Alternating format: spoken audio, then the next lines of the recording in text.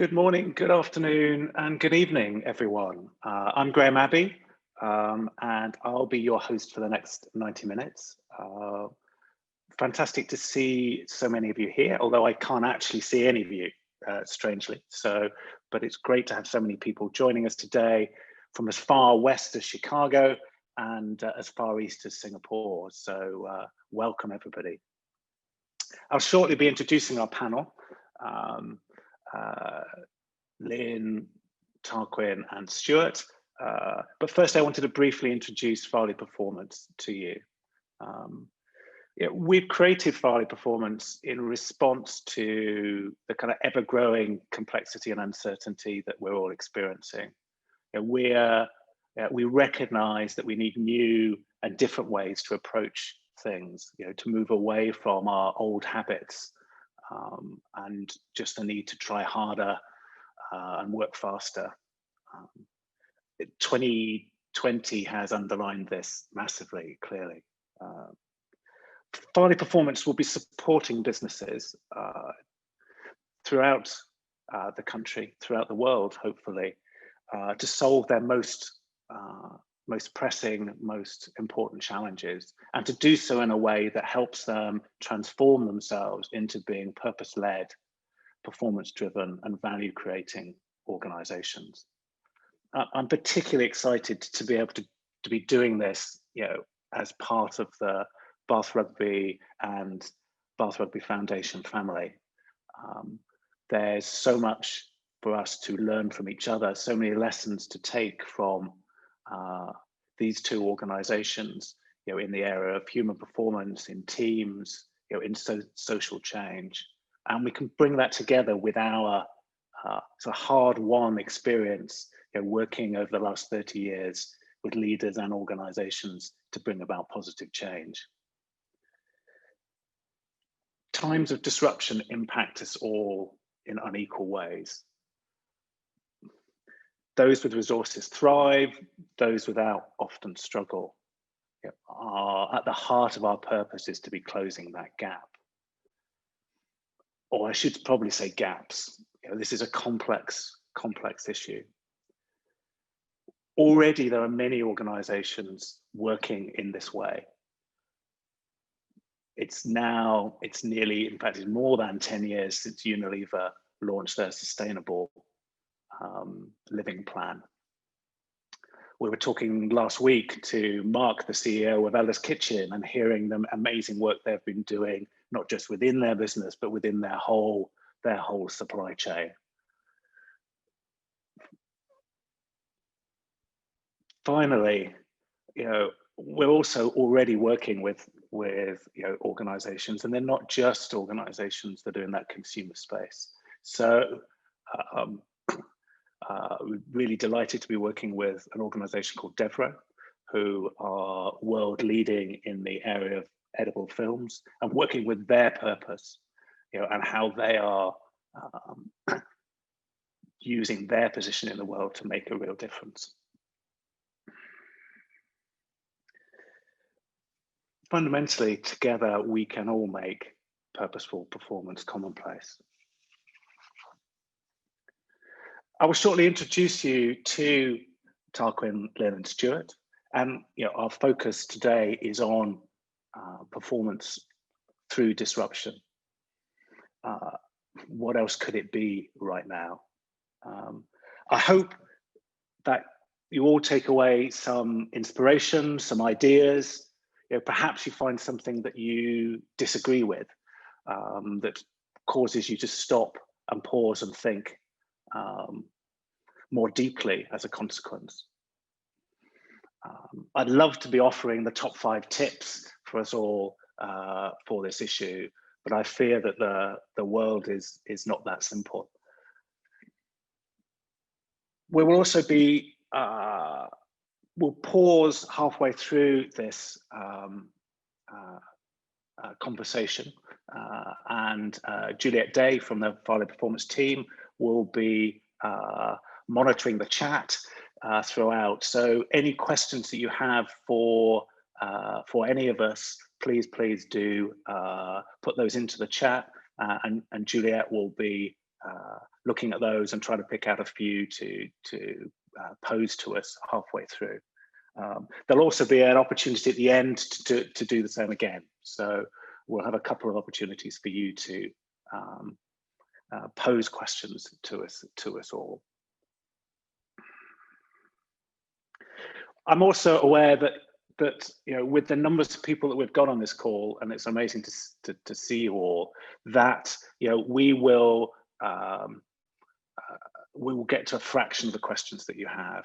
But please do ask them. We will be sending out some materials after the event, and those questions will really help us frame the way in which we respond, and we'll try and respond to the sentiment that's behind the questions that you're asking throughout today.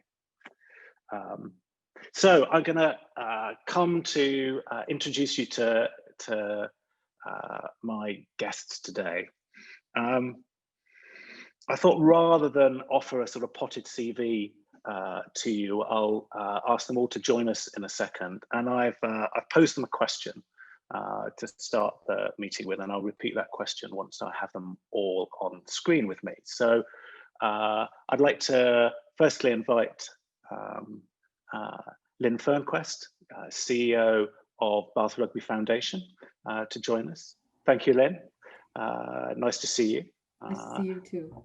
And then ask Tarquin McDonald to join us too. Tarquin is the CEO of Bath Rugby. Hey there, Tarquin. Hi, Graham. Hi, everyone.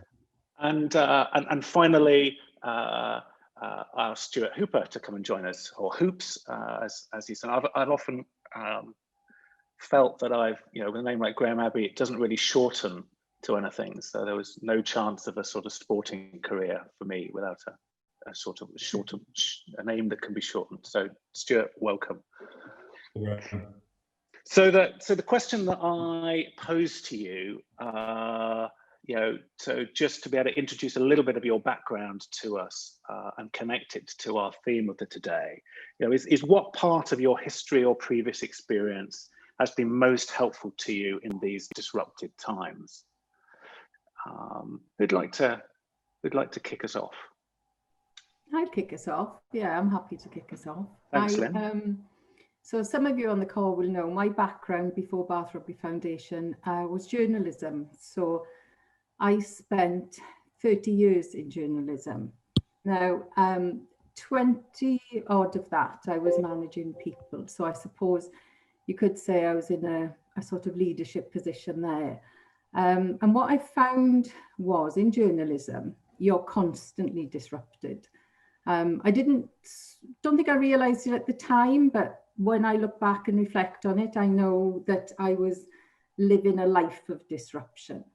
So every day you were in the center of something, and the whole pivoting thing that we talk about now, as an editor, you were the pivot and everything around you seemed quite chaotic.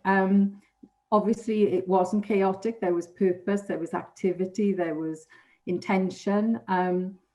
But in that environment, what you learn is to stay calm, because that's all you can do. And that was it was a really good time for me, although it was during the 80s and 90s when nobody could ever work hard enough and greed was good and nobody had ever mentioned purpose. I don't think that's probably one word I never used in any environment, was somebody's purpose. So yeah, it was a constantly chaotic time. But when there was any downtime, what people in journalism were very good at was testing themselves and preparing for crisis, because we thrived in a crisis. We loved a crisis. So we prepared for crisis. What we didn't prepare for ever was calm.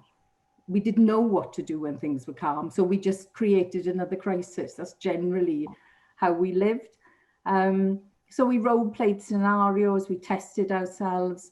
And that was actually really good, because it was teaching you how to be resilient, how to be confident even when you weren't confident at all, how to I was going to say how to wing it, but it wasn't quite that, because there was more preparation than actually winging it. But there certainly were times where we were winging it, that's for sure. And I remember a bit of advice I was given during that time, and that's when you are preparing for disruption and crisis, that it's really important to test the weak areas. What we do as leaders is we say, right, we want to achieve this goal, we want to get to this point, and then we think of all the strongest people we're going to take with us, and we sometimes miss the weaker bits. And so whenever I'm planning something now, I try to remember that and think, right, where could we trip up here? Where could we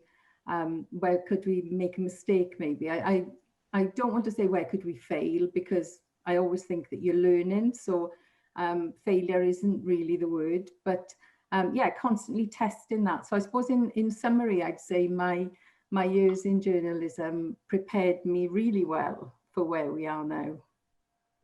Thanks, Lynne. So testing the weak areas, you know, and staying calm, and then wing it. Was some of the lessons there. Yeah. Sorry, Tarquin, I sort of cut across you there slightly. I was going to jump in as previously instructed. It's just interesting hearing you talk about journalism, Lynne, as we're all reflecting constantly at the moment in terms of what we're facing. And actually, journalism is one of those industries that has gone through.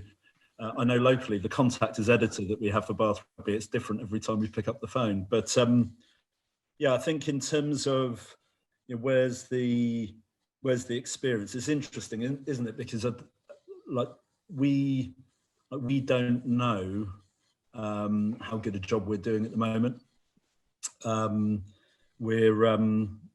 think we hope we are, and we're here. We're on Zoom, so that's a good start. But I think it's interesting thinking how our future selves and others will look back and judge how we've been, how we've acted, how we've showed up. And certainly when you look at what's going on more widely, I think that's really interesting in terms of governments and nations, how the historians of tomorrow judge us today. And there's a quote I like about economists, which could probably relate to politicians or others, which says that an economist is someone who will tell you tomorrow why what he predicted yesterday didn't happen today.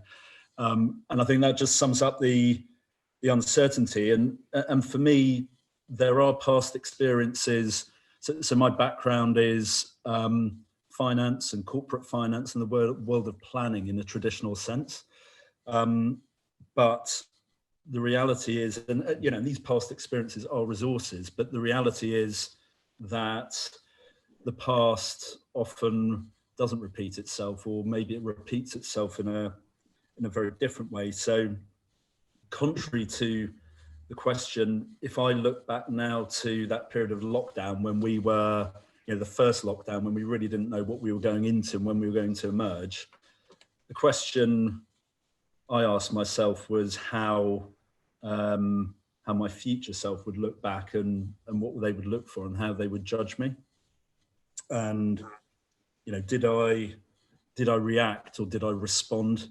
Were there underlying principles that were guiding my actions? Were they decisions that were being made despite the madness that was going on? What's really important? And so, and for me, that was those were real anchors. And for me, and you know, and in the conversations I was having with Stuart as we were guiding the club through this time, that was really important. So, you know, for me, those core values, you know, those principles, how you show up, and importantly for us, building trust through our actions and communications, they were absolutely critical. And thinking, how will what I do today hopefully stand the test of time? How I make the decisions, probably as much as, if not more than, what the decisions are that we make. That's really interesting. I love that idea of how would my future self look back at what I'm doing now. I think that's a brilliant way to step out into the future and come back at today from that place. Stu, how about you? What's what have you brought with you into this period that's been most helpful? I think a lot from recent times, Graham, probably from my career in sport. I was a professional for 17 years, and so I've been involved in professional rugby for over 20 years. And but actually, when you posed the question, and I thought back through my life, my biggest lesson came from deepest, darkest Devon, if I'm honest. I'm somebody who's a planner. I like to have a plan for where we're headed. I like to work quite hard on what if scenarios, and it can be time consuming, but what it's shown me is that it's important, and not just what if as in what you're going to do, but what if this happens, what are the conversations you're going to have, how you're going to make it work. And where did I learn that capacity to plan and to have what ifs was, it was in deepest, darkest Devon, and it was on a dairy farm when I was about 14 years old. So I used to play rugby on a Saturday. Before I played rugby on a Saturday, I used to go and work on the farm. I had one job on the farm when I first started, and that was to make sure that the milk from the milk tank got to the end of the lane to be picked up by the milk tanker. It wasn't like some big cooperative that, sent it to Tesco's. It was for the village. It was literally, I don't know how many litres of milk it was, but it was just for the village. So first day, right, that's your job. You get 10 quid for doing that. Get that job done. Happy days. Go and play rugby. Have a good day. So first time I go and do it, there's a landslide, like a load of mud across the track, and I just didn't do it. And so I get called in by the boss. What are you doing? I said, well, there was mud across the track. Well, could you not do something else? And I said, I don't know what you mean. He said, well, there's another track. Did you not go on the other track? And anyway, it went on week to week to week. And over a number of years, probably 3 years, I was there from sort of 13, 14, 15, that sort of age. I promise you, over the years, there's probably 10 different reasons why I couldn't get the milk to the end of the road, but it had to get to the end of the road. So the different ways we found of getting the milk to the end of the road was amazing. But less of the technology we used or the brute force we used to get to the milk to the end of the road. It taught me that actually, before I got to that point where there was a problem for getting the milk to the end of the road, there was actually, I could have foreseen some of those things by thinking about them. And it was probably not until you asked the question, Graham, that I actually thought back, and actually that was a pretty defining point in me understanding problems. Albeit the ones we face now are slightly different to landslides on farm lanes, but all the same. No, thank you. Title to your memoir, Stuart, I think, in that story.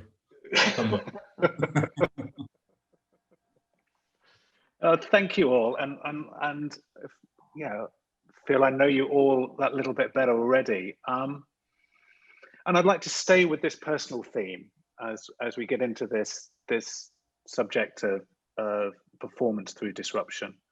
I think if I think about the work that we've done over the years with leaders, and organisations, often we've been seeking to bring in disruption. We've been trying to create something that's disruptive, because often in disruption that there is an emotional edge, or that there are perspectives that collide with each other to bring about something that can emerge as different, and hopefully better. But I think one of the things that we've learned through that is the importance of our ability to reflect on those things. Disruption itself doesn't bring anything. It's our ability to look back and learn from that and grow in that disruption. And I guess that's one of our biggest challenges that we're all facing, with so much over the last year to sort of digest, and so many opportunities potentially to learn from. But how do we make sure that we learn, rather than kind of, inverted commas, get back to normal, whatever that might turn out to be.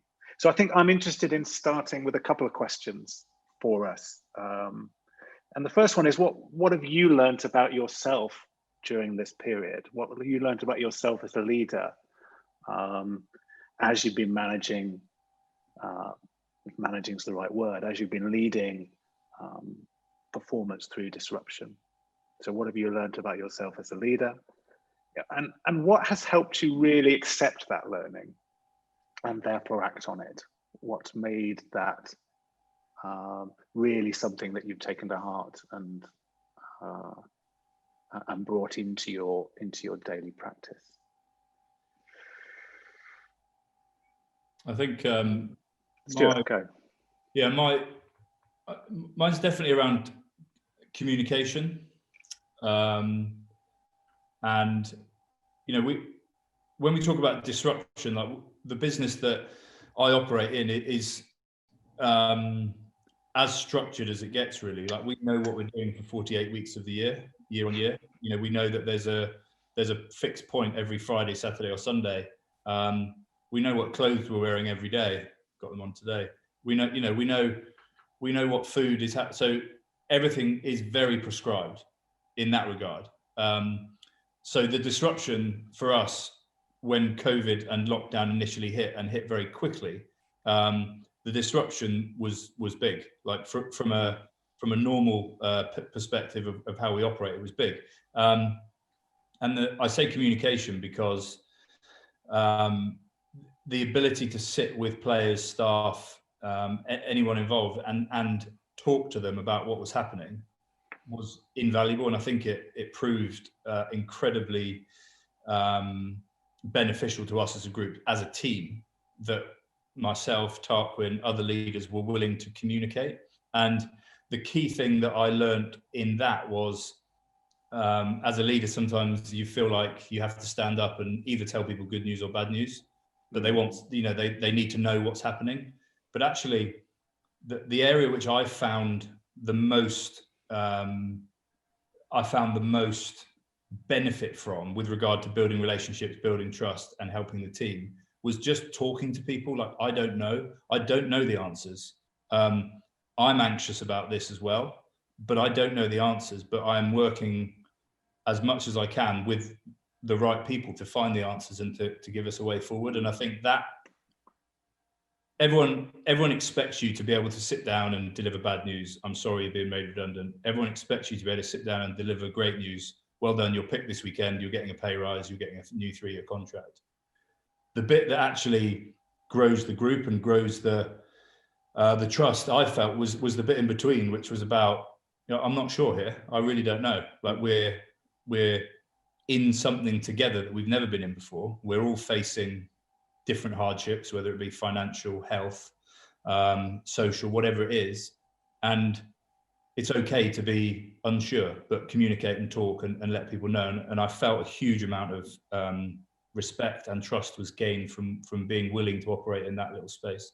And how did you do? I mean, I'm drawn back to this 14-year-old boy learning the importance of always having a plan, of the what ifs. It can't have been easy for you to then be, and just give a bit of context. I mean, this is your first year in this role. You are, only a handful of years out of being a player, being in the, in the same place that, the senior squad are right now. So there must be a real temptation. There must be a real draw to be able to give clarity, to give certainty. So what did you find in yourself that enabled you to show that vulnerability? That's definitely something which comes from my days as a player. So I played in the Premiership for 17 years. I was captain in the Premiership for 10 of those 17. So I've been in positions as a kind of rugby captain for a long time. I started when I was 22, captaining in the Premiership, and for a long time, I'm very happy to admit I was the kind of stereotypical alpha male, stand at the front of the room, beat your chest and follow me. And the results were kind of so-so. Like, we won a few trophies. We didn't win a few years. We lost a lot of games. We won a lot of games, but it was pretty basic and it was pretty unrewarding. And then during my time at Bath, through the relationship I built with people on and off the field, and then really towards the end, I was in a pretty bad way with injury, and I just needed the guys around me. So probably 3 years from the end, I had quite a bad back injury, and I specifically remember standing at the front to do a team meeting to talk to the boys, as I always would. to sort of say, here we go, follow me. And I couldn't stand up. I couldn't get my breath out because my back was so bad. So I pulled a chair at the front and I sat down, and I had things planned to say, and I just sort of, you know, anyone who's had back pain, like, it's just all consuming. So it went through my whole body. And I just said to the guys, I just looked up and I said, look, I need you guys. I'm struggling. We've got to do this together. I need you. And it was kind of it was a moment of vulnerability for me, completely unplanned. I'm willing to admit, completely unplanned. But it really, really kicked me down this journey of understanding that where I was before was so limiting to myself and to all the other people, that I needed to show that vulnerability, and I needed to let people in, and I needed their help. And when we did that, we went on and had some fantastic times and memories. But so I didn't find it very difficult to be vulnerable to the lads now, to the team, to the staff. But that didn't make it necessarily easy to then still tell them I wasn't sure. Like, I think personally, vulnerability for me was quite easy. I'm okay with that. I'm not in that space anymore where I have to be bulletproof. But almost to see the look at, like, you know, when you're telling someone their pay is going to be cut and it's really hard for them, and then the next thing you have to say is, the next thing you desperately want to say is, in 2 months it will go back up. But you can't say that bit where you have to say, look, I don't know when this is going to happen. That's the bit where I had to really drive myself. And but there was huge rewards from doing that. And that was through, you know, from my incredibly strong relationship with Tarquin, talking a lot of things through for a lot of hours. But, you know, making sure that get to that point where we can be authentic and be real, and actually that's beneficial. Stuart, thank you. I feel quite overwhelmed by that, actually, that Stuart has shared that. And when I think about my background is obviously completely different to Stuart's, but I was always in an environment up until now, that is, where as the lead person in that organisation, you could not show any weakness, or you were completely discouraged. I mean, I started work in it's sort of mid to late 80s, and I think that for me is important to reflect on. That was a time, you know, when I first became an editor, I was in a room with 78 other editors, and they were all men, and the only other woman in the room was serving us tea, you know. So I only say that because that just meant that for me, I just sort of followed their lead then, and I think their lead was never to show any weakness. So it wasn't until I came to the foundation and I realised that, and this sort of points to what Stuart was saying, that I didn't realise until then that if I continued to lead like that, I would be on my own. And then you're not leading anyone, are you? You're just on your own. So unless you do, you know, something like Stuart describes and let people in, then you're on that journey on your own. And none of us want to be on the journey on our own, do we? We want to be there with our teammates and our colleagues. And it took coming to the foundation for me to realise that, a lot older than Stuart. So I wish I'd learned that as young as he is, but yeah. and Lynne, you must, I mean, you and the foundation do some amazing work with young people in the city. This must have been a period where you've learned from them in some way. I'm kind of wondering what they've taught you during this time. A lot of things, actually, for them to be calm, to yes, accept that there are difficult times, there are difficult situations, but also that they want to see in you, not just in me, I mean in the team, some sort of a plan. I mean, to go back to what people were saying about planning, both Stuart and Tarquin are big planners. But what we found with the young people we are working with, you don't necessarily have to have the plan fully formed, but it's really helpful for them to have some structure. So at a time when it could be for young people chaotic at home, you know, they're not in school, you know, chaotic situations all around them, to have somebody and a group of people, in our case, at a safe space where we can give them that calm. So I suppose what I would say we have learned from them is that we can do hard things. We can do this, but we're better off doing it together. So nobody wants to feel isolated, and young people particularly do not want to feel isolated at a time when they connect through their phones and they connect in so many ways. One of the worst things they can feel is isolated. So they feel with us part of something. And even if you are going through difficult times, if you're going through it together as a group, then you feel you can get through it. Lynne, thank you.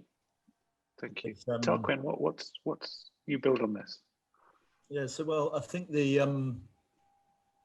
Lynne, you were talking and I suppose building on what Stuart was saying in terms of vulnerability, and I think there's something around strength in certain areas, or certainty and if you like vulnerability, or maybe adaptability in other areas. So we didn't really talk about the title of performance through disruption in advance of this, Graham. So having read English at university, so I posed a question that I've myself answered, which I think applies to this, that is it performance cutting through disruption? So, you know, like a boat carving through the waves of uncertainty, if you like, or is it performance through using disruption? So like a surfer rather, who's, you know, using the wave of uncertainty, using that power to actually direct them. And I think it's both. I think that, as I said earlier, I think there's something in values or principles that hold, that for each of us and for an organisation that you hold true, that cut through, that I think are really important, critical to hold on to. At the same time, talking about our experience, and I go back again to, you know, when we were in lockdown the first time, and, you know, particularly for players and coaches, you know, they're in every day together. Sort of to be apart was high. Like, I mean, they'd never been apart. You're just never that apart for that amount of time in a rugby career. And you know, during that time, there was lots of uncertainty in terms of loved ones and so on. So there's an inherent vulnerability that everyone has. And I think we proactively use that to build trust within the club. So ironically, we were further apart than we'd ever been, but I absolutely believe that when we came back together, we were, and it happened before we came back together, we were more connected and aligned than we'd ever been. And for me, this is, you know, this adaptation is critical. And Darwin's often, people say, oh, you know, Darwin says survival of the fittest, which I don't think, I didn't have time to check earlier, but I don't think he's ever said that. I think what he actually said is not the strongest of the species that survives, it's the one that's the most adaptable to change. And if disruption is, you know, radical change, that's, you know, I mean, looking to the past, that was Lynne's experience of journalism. Today it's COVID. Tomorrow, you know, it's the rise of China, demise of the US, the environment, the automation of the workplace. You know, the list goes on, that there is and will be disruption. And if what we do and what we know changes, then the only way, I think, to thrive is by learning and adaptation. And the faster that you can learn, the more likely you are to succeed. So within that, then I think that, you know, there's a question like what do you hold and what do you let go? And as I said earlier, you know, there's something around, call it purpose, values, you know, and I think with Stuart and you know, we spoke a lot. I think Lynne was exactly the same. integrity and frequency of communication. For example, even saying, we'll tell you what we know and what we don't know is actually quite comforting, that honesty. So there were principles that we held, you know, and that I held, that I'd call like the essence or the spirit. And then, you know, what I learned to let go of, and what I'm still learning to let go of a little bit, is hierarchy. So for me, I was trained in a very traditional bit of Graham's learning, because we are laughing rather, because we have conversations about this. So I can't pretend that I've fully learned, but I'm in process. But you know, I trained in a big firm, KPMG, you know, with a form of command and control structure. So what do you do with a command and control structure when actually circumstances mean you're not in control? Yeah, what we know is we definitely need to adapt. And I think how you manage productive adaptation, if I can call it that, is, you know, I believe that's the performance system, or that's part of our performance system. So for us in the club, we've been experimenting more with our commercial and operations teams with a flatter or dynamic structure in terms of how we work. And it didn't come top down, it came bottom up from our marketing and communications team. And we're adopting this rather with our you know, what we call our leadership of commercial operations. And you know, people are thriving, people are doing great work, people are loving it, it's worked brilliantly. So for me, the learning has been crystal clarity on what you hold and where you let go. And what's the hardest part of the letting go for you, Tarquin? I'm thinking particularly around that hierarchy question. You know, returning into a therapy session. I was going to say, you didn't think that's what we were doing this in front of. Let's talk about vulnerability. We'll talk about this with everyone. Yeah, I think it's. I think for me, it fundamentally comes down to trust. And when I talk about trust, I'm talking about, you know, up, down, left, right, throughout the organisation. Trust that people are going to forgive you.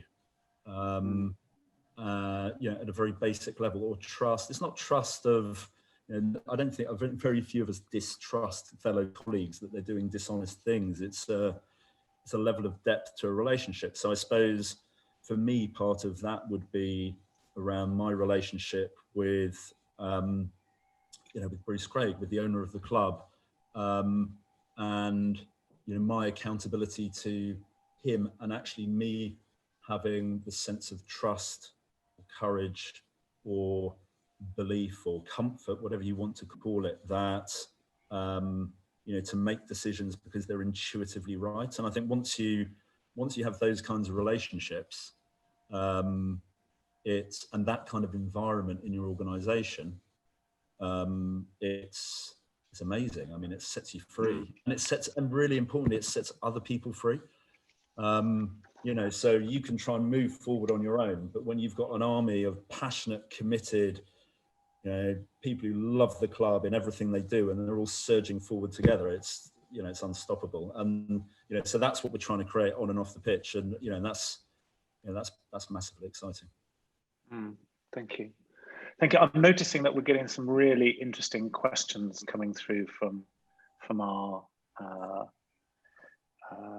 I don't know whether to call you all an audience, or it says participants at the bottom here on Zoom, so I'll call you participants.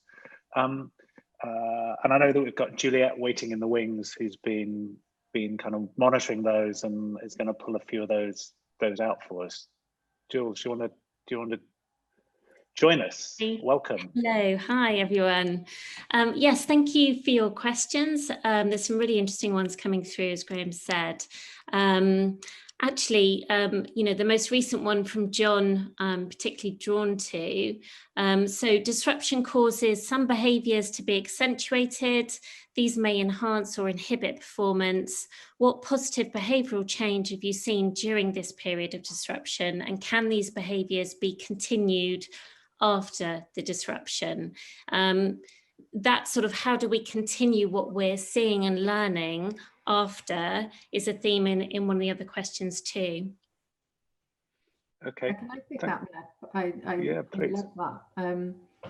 At the start of this, and I think this will be true of a lot of people on this call, we were determined to come out of this situation better than we went into it. Now, what I mean by that is to have learned along the way and not just see it as, 8 months or however many months where everything stopped and then we just go back to something.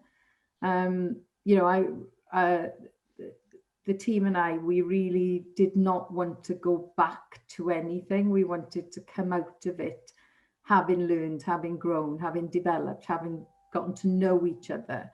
And to go back to the question about, there will be things we found out about ourselves and about others that may not be pretty, but, that's fine as well. We're complex characters, aren't we? We're not perfect. And there will be things, from a personal perspective, I found out that I tend to behave at quite I suppose a high level of, I would say maybe anxiety is too strong a word, but at that sort of constant level. And you can't be like that all the time because people, don't respond to that. But I think that's a bit of a throwback to what I used to know. So what my team have helped me with over the last 8-9 months, and by the team I mean people at Bath Rugby as well as at the foundation, is to just chill out a bit, to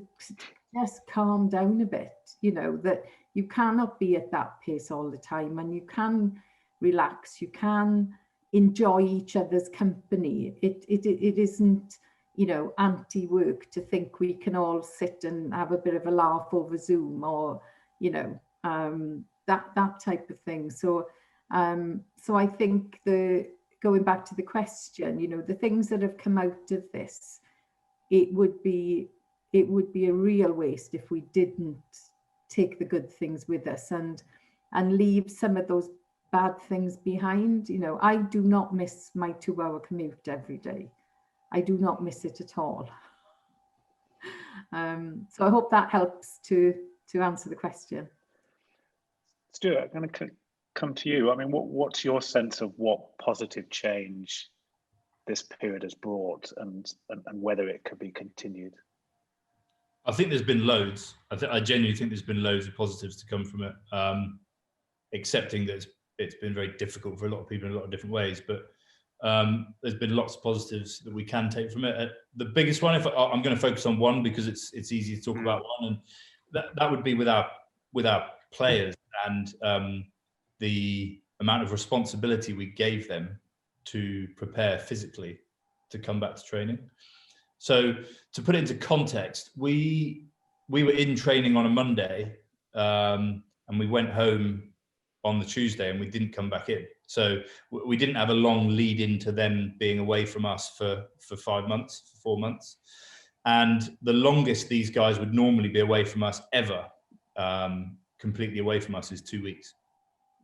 So an athlete deconditions after 2 weeks of being away. So we set about giving them equipment, lending them equipment, gym equipment, exercise bikes, all this sort of stuff. And normally you those things are done here. They're done at work, in the gym. They're under the eye of the conditioner. We feed them 4 times a day. We, all the things that we normally do. Actually, we didn't do any of it. We gave them some equipment, and the lads, some of the pictures I've got on my phone of the lads who've converted their kind of living rooms into gyms and TVs pushed back against the wall so they can fit their squat rack in and what have you. But what it gave them was a responsibility, and as time went on, that actually grew, and they came back from 4 months away in better condition than they've ever been before. And I understand what I'm talking about now is an incredibly small and niche area, but it's an example, I believe, of them allowing them that responsibility and really picking up the baton and running with it, and they did, and it was incredible. It was amazing. It was transformational for the group because they understood that actually they weren't doing what they were doing because they were told to do it. They were doing because that's it gave them a real purpose during what was quite a difficult time. How, Stuart, are you not taking that responsibility back off them now? How are you helping them continue to take greater personal responsibility? It's really hard. It is. I know it sounds crazy, but it is hard because we've been doing what we're doing forever, you know, for a long time. So small things at first, because it has to be understood that we're changing because it's better, not because we don't want to do it anymore. And because of for example, food. Okay, we used to feed the guys 4 times a day, but because that was nutritionally, that was perfect for them to perform at the best. But actually what you take away from them by giving all that food is them having to think about what food they're going to cook and preparing it and putting time into it. So we wanted to make sure that they understood we weren't bringing food back, not because we didn't want to pay for it now, but because actually it was the best thing for their performance. And so little things like we feed them less, we have less time here. In total, we have less time here. We rely on them doing more of their preparation away from here. And yeah, we believe those things are right in order to continue for them to keep hold of that sense of responsibility and pride in what they do away from, away from the minutes they have here, because that's where the real goal is. Thank you, Stuart. And go on, jump in, Tarquin. Well, sorry, I was going to ask Stuart a question, and it partly links in. I know I was told not to look at the chat, but I couldn't ignore a question. You kind of mentioned failure. I didn't read it in detail, but I think this speaks to that question and the point being made earlier, and the question raised earlier, and it's about learning, and the very real context of where we are today is that we had our first game on Saturday, and it wasn't a good day at the office, and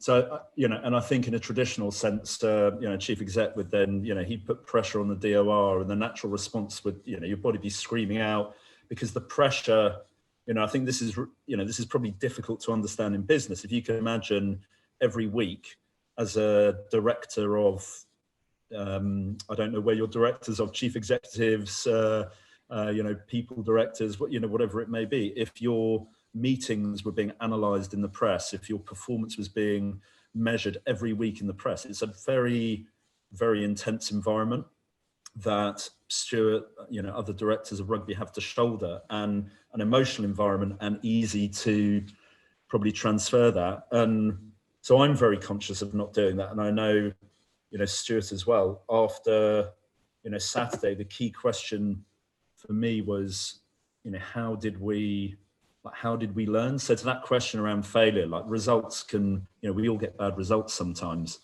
And it's easy to get hung up on the failure being in the results.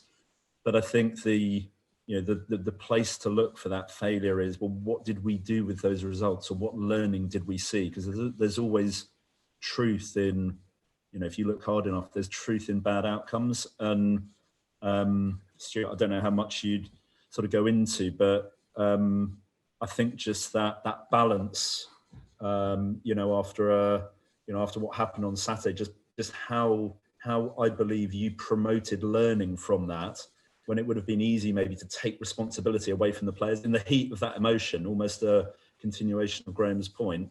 But my belief very much is that you resisted that temptation, and speaking with you and speaking with Hats, and I felt that the way that that was processed to move into the next performance next Saturday was, to me, that's really impressive. That's a really impressive approach that gives the players the best chance of learning and moving on. Yeah, I'm not sure if anyone on the call is a Rugby fan, but Tarquin was being very polite when he said it wasn't a very good day at the office. It was an incredibly average performance. But it's the answer to the question is around, for us, came from an identity. Like, I'm completely understand, like, we play in a competition which is the hardest competition in the world. We're going to play a game every single weekend between now and the 26th of June 2021. So it's relentless, absolutely relentless in its nature. So So if you go week to week, basing your mood, your review process, everything on whether you win or you lose, then it's absolutely going to be a turbulent year. And most importantly, by the end of it, you're probably not going to be any better than you were at the start. So the process we took was one around us and our identity. I've got no problem losing a game, but if we lose a game because we didn't deliver the things which make us Bath, then there's a real problem. And that's where we were on the weekend. We didn't lose because we missed kicks or because we didn't execute a play well enough. We lost because we didn't deliver a brutal physicality which is needed to win at this level, and an effort that we showed in 10 games at the end of last year. So we had a pretty frank assessment, and it was based upon not shouting and screaming, but actually asking the players to describe what it felt like to play for Bath when they were playing at their best. And from their descriptions, we built a very clear picture of what we need to deliver for them to feel like that. And obviously on the back of that, then there's selection for this week where people, ultimately people don't get picked because of the way they've performed. But the first thing for us was actually reconnecting with that moment of what does it feel like to play really well for Bath, and how do we make sure that the week gives us that. I'm gonna segue into our next little bit, and I wanted to kind of because that follows on quite nicely, and I'll stay with you for a moment, Stuart. I think because I'd like us to move. We've been on the personal focus, and we've been moving progressively into the more team or organisational focus. And we know equally disruption is critical for organisational performance.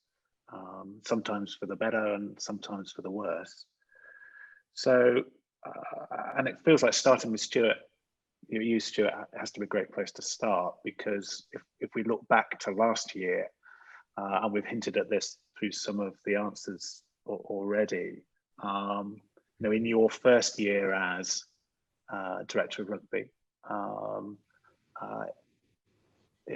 again, a pattern here. It was not the best start to that job that you could have wanted. In fact, it was a pretty tough start, performance-wise. We then have lockdown, and you've talked a little bit about some of the things that went on in lockdown. But you then emerged with a team that had pretty much the best results of anybody in that period post lockdown, and took us through to the semi-finals, and put us in a very different position as we go into this next season. What happened? You've given some indication of that, but at a sort of almost like an organizational and a team level, how come? What was the magic that enabled you to emerge from lockdown? Because I'm sure that's a question that's on many people's minds. As we emerge from something into something else, how do we emerge stronger, better, fitter, more capable, more successful, more purposeful? And they're going to come because Tarquin, you also alluded to that in a couple of things that you've said. So maybe Stuart, we start with you, and then come to Tarquin on this. I think the first thing is, the great news is there's no magic involved, so everybody can do it. 100% believe that it was started during lockdown, before lockdown, and the process we went through with the club around communication, which we've talked about already. Anybody who looks at our performances post lockdown, it's transformational. The kind of outcome piece. So the 80 minutes was completely different to the 80 minutes every weekend before lockdown. And I firmly believe that started with the communication and the objectives we set during lockdown, around players' wage cuts, staff wage cuts, the communication of it. Pretty strong round of redundancies, which was a tough period of time.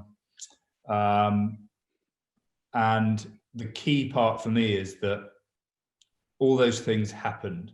And the first thing we did when we came back in was to acknowledge that and give space to make some sense of those things. Like, it was a very, very conscious decision to come back in and not be, right, lads, forget about it, we're back onto rugby now. Like, this for me is a whole life experience. So there's I talk to players about 10,080 minutes. There's 80 minutes on the weekend, which works nicely for us because the game is 80 minutes long. There's 10,000 other minutes in the week, which allow you to perform in that 80 and be at our best when the best is needed. And we made a very conscious decision, myself, Tarquin, and then with the other heads of department and coaches, to actually to allow the players and staff to make some sense of what's happened, because it's absolutely like I know that the title of our little webinar is around disruption. It's the ultimate disruption because everybody has experienced it in some way. So everybody's life has been disrupted in some way. Tragically, some more than others. We've had some of those within the club for COVID reasons, for other reasons. Financially, on a number of levels, everybody's had a disruption. And the point for us was, let's now use rugby. Let's use our opportunity in the 80 minutes as some freedom away from everything else that goes on. So there wasn't, just reiterate, there wasn't any magic. It was, if I'm honest, and just playing on your words a little bit, it's the complete opposite. It's just about being real. It's just what had happened and actually accepting what had happened and allowing that to be part of us. It's still part of us. If we forget about it, then we're not making the most of the disruption. Like, it's part of us, and we have to accept that we learned an awful lot from it, but we can't just park it because it's still there. Like, there's still things we're still learning from it. Thank you, Stuart. Tarquin, what would you add from an overall club perspective? Because this has been that there's also, as has been well reported, it's a tough time financially for clubs right now. So this is difficult at a whole bunch of levels. But what stands out for you around the period that's led to where we now are? I mean, I think I'm sorry. I'll probably be slightly boring. In a sense, I'm going to reiterate, I think, what Stuart said about, in his words, being real. And it sounds so basic, but for unintentional reasons, I don't think anyone ever goes in saying, I'm not going to be real.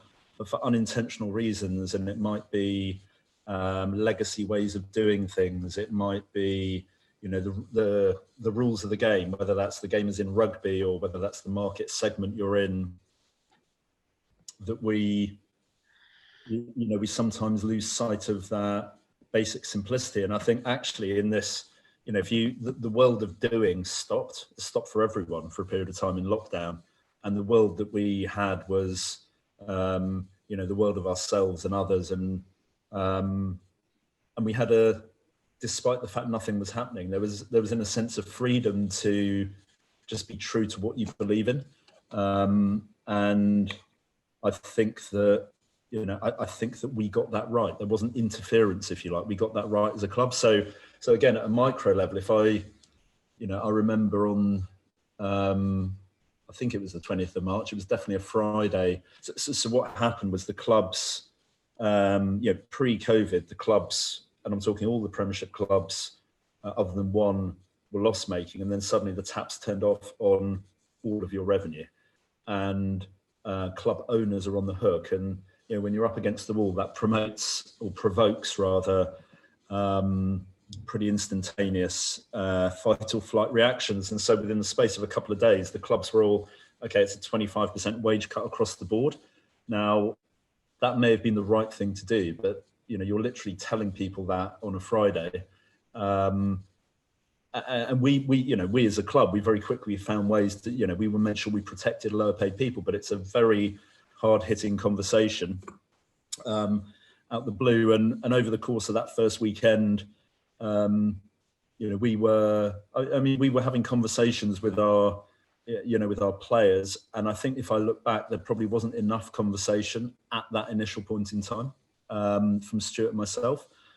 And so in the rugby paper, which is not normally that widely read, but there was a front page coming out on the Sunday talking about Bath players in revolt, and I mean, it wasn't actually, it was no more or less the case than any other club. Obviously, when it's on the front page, and so Stuart and myself, we were on the phone with Charlie Yules, our club captain, and we worked through and we talked through like everything that had happened, what was going on, what was important for the players, what was important for the club. We ended up being on the phone until about 2 or 3 in the morning for Charlie to refine the message that he wanted to put out, and the right message to put out. And it's not so much about that instance, but in that moment, just among the three of us, there was, it was real, there was challenge, but there was support. And that for me became the nucleus of,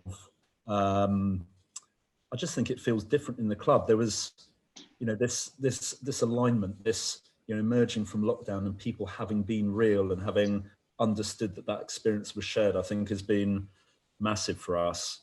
I think more widely as a club, and to be honest, it's interesting because I don't actually know what the impact of this is. I don't know whether it's felt externally, but it certainly feels right for us that we obviously had games postponed, and we took the decision that until we know what's happening with the games, we obviously hold the money of season ticket holders who've paid in advance. We won't talk to them about the following season. As soon as we knew games couldn't happen, we provided the opportunity for them to have their money back or be refunded. And we did not, there was so much uncertainty about the season ahead that we said, well, we're not going to ask you for your money for a full season that we think will likely be disrupted. Sounds really basic, but it was different to what most other clubs were doing, where their actions were primarily driven by, we have to hold your cash, we have to get more cash in from you, and we have to do everything possible to hold on to that, which I understand where that comes from. But that honesty that we talked about internally, it felt really important to the commercial operations department heads and obviously to me, to everyone at the club, that honesty was how we showed up consistently externally. Now, as I say, at this stage, it's as much as we feel that's the right thing to have done. I don't know at this stage whether that has a long-term impact in terms of relationships. It'll be interesting to assess that, but I think certainly as an organisation, having the similar respect that you do internally for those outside the organisation, understanding they've all been through, all of our supporters, everyone has been through this disruption. We do not know what they may have experienced, redundancy, possibly loss of loved ones, that we have tried and we will continue to try, and we need to work hard at this to reflect that approach in terms of how we show up as not just as me, Tarquin, I know Stuart, Lynne, and obviously everyone within the organisation, but also us, Bath Rugby, as a body, as a presence, as an organisation, as a citizen within Bath, and more widely in rugby. So, I'm getting a real sense of how you're seeing this being a catalyst for a different role, a different position for the club, a different purpose, dare I say, for the club as it goes forward. Lynne, I'd like to just kind of close this section before we go to a few more questions from our participants. COVID, any disruption like this clearly hits the most vulnerable the hardest. I'm wondering how you've managed to respond. What have you done or done differently to respond to what must be a greater need at a time I suspect you're having to do so with less resources? Yeah, I mean, on March 23rd, when we went into lockdown, the charity Bath Rugby Foundation lost sight of about £250,000 overnight. So for us, that was, yeah, a huge blow. But and we aren't the only ones who felt that, and businesses felt it, you know, not just charities. So we had to react quite quickly in that situation. You could just say, woe is me, isn't this terrible, and do nothing, which does happen. But we chose to meet that challenge head on, I suppose. And we looked at sort of two layers then. We divided the group into two teams, a survival team and a revival team. So clearly we had to look, like any business, at our costs, what we were spending on, what we could defer, what we could wait, you know, all of those things that any business would have been looking at. So that was the first thing we did, and we did that very quickly, because that is, you know, that was the most important thing to do. We then looked at what will a revival plan look like, and this by April the 7th, which is about 2 weeks after the lockdown, we brought 40 organisations in Bath together, a mixture of businesses and charities, and basically on a Zoom like this, you know, all opened our hearts to each other and said, what can we do together to help the young people in Bath who we've supported for 17 years? How can we do it for them? And that was really powerful, bringing people together in that way. I think, you know, we'd always thought we were a collaborative organisation. People think, oh, charities, they're all very nice, aren't they? Yeah, we are very nice, but we still, like other businesses, work in our silos. You know, all of the, we fall into all the traps that all the other businesses fall into.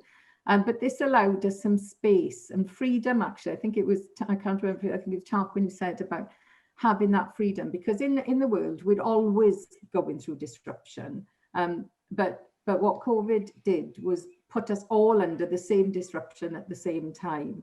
So that actually proved to be quite freeing. So we contacted people we probably never would have contacted. We talked to people, reached out to people, asked people's advice who we maybe wouldn't have. And that was really exhilarating, actually. And so as a result of bringing all those organisations together, we put together a campaign, a summer breakout campaign for the most vulnerable young people in our society, to help them through the summer period. Now, at that time on April the 7th, we didn't know that we'd be allowed to get together during the summer. So we were taking a lot on chance. We were, you know, to go back to a previous phrase I used, we were winging it a bit as well. But we didn't get too attached to the outcome. And I was really interested with what Stuart was saying about the results in matches. You cannot get too attached to that, because it actually stops you doing things the rest of the time if you're not too careful. You know, that doesn't mean we didn't want to get there. We didn't want to win this, you know, what we were trying to achieve. Of course we did. But we didn't stay attached to that. We just concentrated on what we needed to do to get there. And I think, you know, for us to go back to your actual question, because I appreciate I've gone off track a bit, but I tend to do that. But, you know, yes, it has hit the most vulnerable hardest, absolutely, and in every area. But disruption always hits the most vulnerable hardest. That isn't new. But what this brought at this time, and you know, bringing those organisations together was one example. But there are loads of examples across Bath of communities coming together in a way that they would never have. You know, of they're going outside the house on a Thursday and clapping for the NHS workers. The conversations we've all been having that we would never have had, the things we've learned about each other. You know, I've had conversations with Stuart and Tarquin about things that we, you know, as much as I've always loved talking to them, we probably would never have gone into that detail to get to know each other as well as we have. And the same with, you know, colleagues. You know, both Stuart and Tarquin talked about conversations with colleagues on a level that you'd never have had that conversation. And it's, you know, I found out so much about people, and I'm sure they found out about me, and that makes us fitter for what we've got ahead, whenever we come out of this and whatever we come out of it with. I mean, I do know that we will work together more now. You know, organisations will work together. What I don't want to happen, and I'm determined it won't, and I'm sure a lot of people will feel the same, is we do not want to go back to a time where we worked in our silos, because we're better together, absolutely better together. Lynne, thank you. And I mean, I'd just underline, you know, your leadership and the foundation's leadership in making that collaboration happen, you know, because I think you stepped boldly into a difficult time. You know, I think that was a choice, you know, and a leadership choice that you all made. And you know, as we've heard from Stuart and Tarquin, similar things happening in the club. I think it's a good point to. There's been lots of chat going on, you know, and we can't do justice to even a small fraction of it. But you know, I even only have to think Juliet, and Juliet reappears Right. on the. You read my mind and the script that we're working to. Perhaps maybe that was helpful. But, yeah. Okay. Thank you, Graham. Yeah, really fantastic questions coming through. There's a couple of questions, perhaps three, that actually are tapping into innovation and finding novel ways of doing things. So the question could be around what's been your favourite innovation or novel way of doing things that you've discovered during the disruption. There's also some questions around sustaining the changes that we've discovered. So Lee and Sarah have asked around what are you doing to sustain some of the changes that you've already started, and do you think that the changes will result in lasting cultural change, or do you think people will revert back to the old ways and old habits? There's something around innovation, and there's something around sort of sustaining and culture. And the sun's come out here as we a rare moment. I can see Tarquin's heads down thinking. That's a thinking pose. I recognise that. You're trying to write down what the three things were, but it's a bit like doing a quiz, isn't it? If you don't know the answer, at least write down the question. I can jump in here, maybe. Yeah, please, Lynne. Just before I go on, to go back to what Stuart said about it isn't magic. I think it has been pretty magical, actually. I think there have been times where things have happened that we couldn't have imagined, and that does feel a bit magical to me. So I suppose to answer the question, how do we keep things? How do we sustain this? You know, the innovations that have happened. I think that's down to us. That's down to each person, you know, down to each individual saying, do you know what? I'm going to come out of this better. I'm going to be stronger.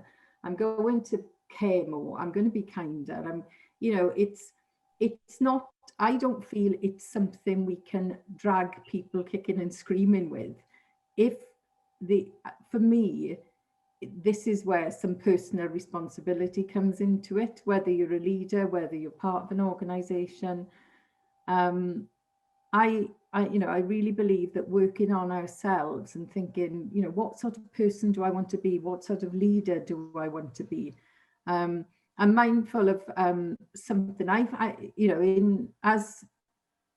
this may be a bit of a stereotype, but as you can imagine, I've met some really awful editors, some terrible people, and terrible to work for, certainly, and to work with. And somebody said, and I can remember thinking, if somebody had been an editor for 20 years, gosh, they must be amazing. They must be brilliant. They've been doing this for 20 years. And somebody then advised me and said, well, have they been doing that job for 20 years? Or have they done the job for 1 year 20 times? Now, that sticks with me because I just feel that we've got an opportunity here to develop and grow, and we do not have to do things the same way over and over just because that's the way we did them. So I think, you know, to go back to, keep going back to the question, Lynne, it's hard to say whether everything will remain, but if we all believe it will, and if we all say, yeah, I'm going to sign up for this, then of course there'll be change, and we'll all be better for it. I completely agree, Lynne. I think I probably wasn't as professional as I should have been and didn't write the question down, but I think that your point around, you know, how will we continue to keep these changes in place? I actually think about it differently, and the same point you got to in the end, Lynne. It's actually more a state of mind of reflecting more on what you're doing day to day and just checking it is the right thing to be doing, because things could change again, couldn't they? We don't know. Like we hope that we're seeing some light at the end of the COVID-19 tunnel, but who knows what the next disruption is going to be? And I think that's probably what it's taught me in this role. I would also say I think there's something in, you know, it's as simple as if you're serious about wanting to make change, then you actually have to make the change. And so what I mean by that, and here I'm talking more about the commercial and operational side of the business, where of the club, the business side of the club, if you like, where although things in the last couple of days may have changed a little bit, we're very clear that for 2021, it certainly a few weeks ago looked as if, you know, many of the things that we normally do, people coming to games, selling of tickets, all of those things, there wasn't going to be any of that going on, or certainly not very much of it. And what we've talked about is firstly, and, you know, this is genuine, to go to your point earlier in your question earlier about letting go, Graham, about working differently. And so we have created more of a squad mentality and structure. So this is a group in which I am taking the role of participant as opposed to someone who is, you know, I suppose traditionally I would be the one who would direct things, and that's actually quite liberating. It's quite fun. It's quite a relief. You know, we're still going in a process of transition, so that's still, you know, we all need to develop our roles. But one of the other things we talked about was this year as a opportunity for renewal and transformation, that when we get into 21-22, so we're a rugby club, so our years run from 1st of July to 30th of June. So this is from the summer of next year, which increasingly does look as though it might be certainly heading towards COVID-free. You know, we talked about how this year, which is now a sort of 7-month period, would be a platform for the club, the organisation we want to be in the future. And we've talked about certain transformative projects. And, you know, I can remember 2-3 years ago talking about transformative projects, and 1-2 years ago talking about transformative projects. And then we go away and we get caught up in the day-to-day. And you know, what we've done is we've baked this into our process. So tomorrow we have a full day with this team of 8. We're not doing anything else. You know, we're setting ourselves up in terms of creating space and time outside of the day-to-day where we do this work on the longer term. So 2 days ago, I think it was 2 days ago, I lose track of time. It was, you know, it was announced that there are actually crowds can come back when the current lockdown ends. And that's quite a significant consideration for us and work to be done. You know, we've expressly said we're not going to talk about that tomorrow. That doesn't mean we don't talk about it. Of course we will. It's in the day-to-day, but we're protecting this time a full day at the moment every 2 weeks, and we'll see how we go, to look to the long term, to actually among this group of 8 to make ourselves accountable for, even if it's only one change project, that we do that. And part of what we learn is how we program manage that. And there's someone whose role is that, and whether it's Kanban or some other model, you know, so we are, in essence, we're baking into our day-to-day processes the different ways of doing things to create a different future for ourselves.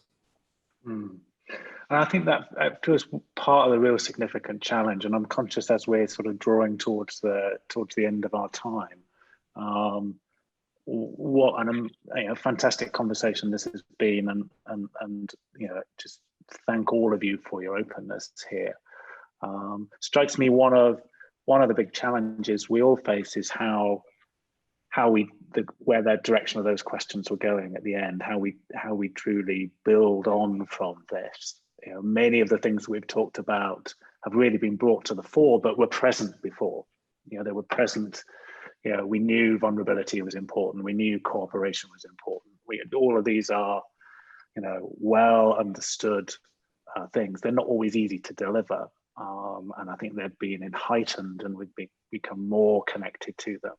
So there's that big question, and I guess the question that lies behind our work in Farleigh Performance, you know, and the work that we're setting out to do is to take these things that we know are known to be, you know, the way to move towards better businesses, better organizations, better societies, and how to really build them into our day-to-day, as you're describing, how you really bring these big ideas, your big sense of purpose, your whys, you know, the ways in which you build performance, your hows, and, you know, right down into the very specifics of what you're doing day to day. So as we draw to a close, I imagine, I hope that this conversation has left people listening with a sense of maybe there's a different way, a better way to move forward out of this period, out of this disruption. And I'm wondering what the one piece of advice would be that each of you would have for those watching and listening. You know, what's the I said there weren't any easy top tips here, but what if there were one of those, what would it be? What's your piece of advice that you would give to those listening, you know, having been through this yourself? There's a pause at this point where we sort of gather our thoughts, and I wait for somebody to blink first. Well, I think I would say that during this time we have found out a lot about ourselves because we've been pushed out of our comfort zones. When I look back at the time, you know, a lot of my career, a lot of the time at the foundation, I've been there for 3 years.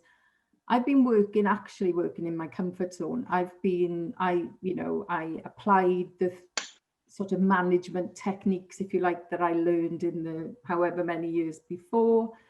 And, you know, what March the 23rd did was push us out of our comfort zone. And I genuinely believe that we've achieved things outside our comfort zone that we could never have achieved inside it. So we all feel scared going out of our comfort zone. Of course we do, but there's, you know, outside your comfort zone, yes, you can fail, but oh wow, you can succeed.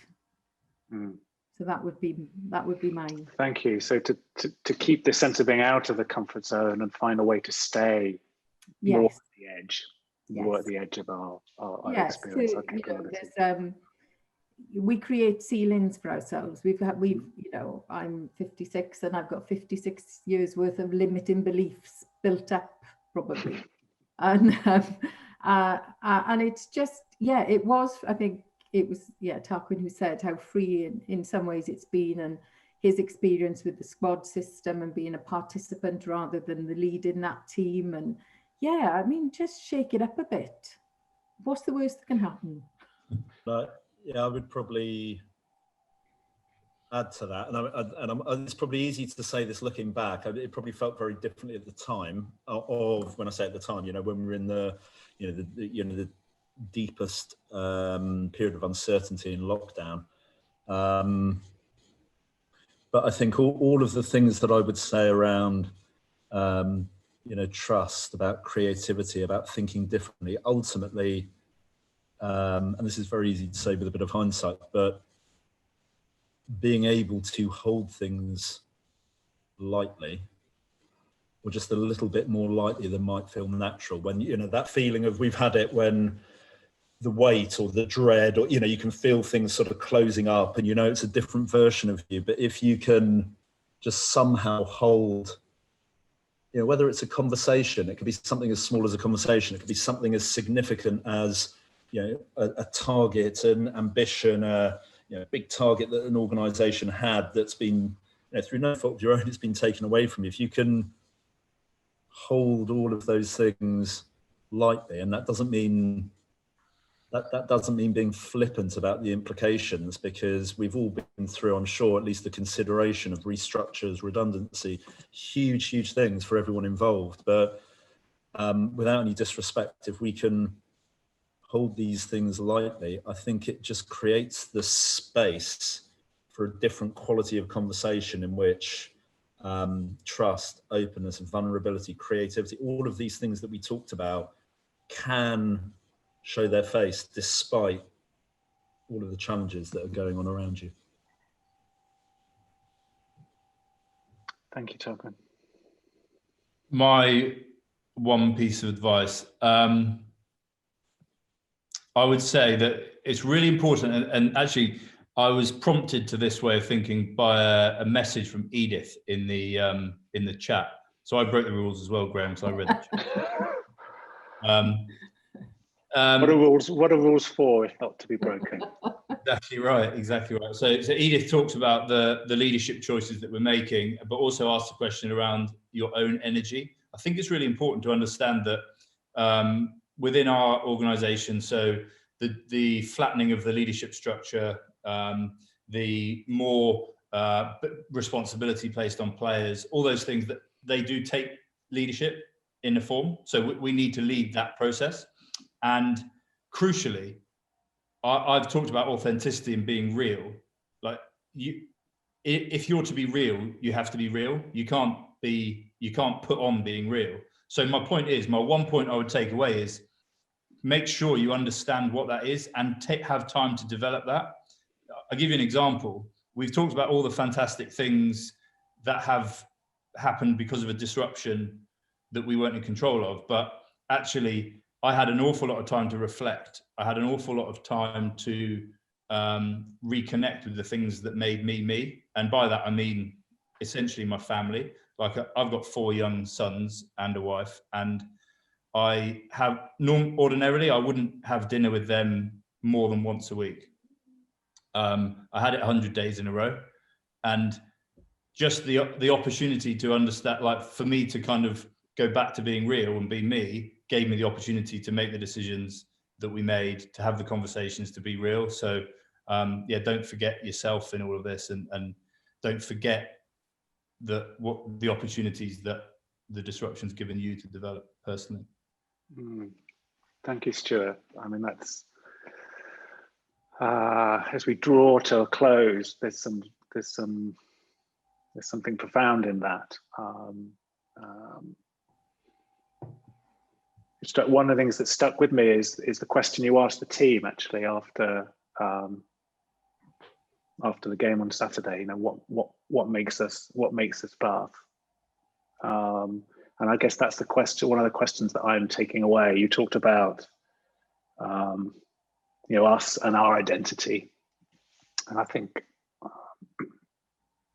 this is a period that's challenging of that for us all. To think about who we are, what we stand for, and what's important to us. And what do we want our organisations to be doing? How do we want to be leading those? And I hope today has really just given everybody some food for thought around that, prompted that, because the future will be different if we choose to make it so. We will be doing more of these. We will also be following up with you all. We'd love to come and talk to you about what's going on in your organisations. We will be in touch. I just want to close by firstly thanking everybody behind the scenes. So Juliet, Sammy, Ben, the team at Farleigh Performance who've worked to make this happen, and obviously to the three of you, to Lynne, to Stuart, Tarquin, for just bringing your best game, bringing yourselves to this, and just kind of ignoring the rules and talking honestly and keeping it real. So thank you, and thank all of you who have found the time to join us, and look forward to seeing and speaking to more of you in the future. And with that, I'll close and end our inaugural webinar today. Thank you. Thanks, guys. Thank you very much. Thank you, everyone.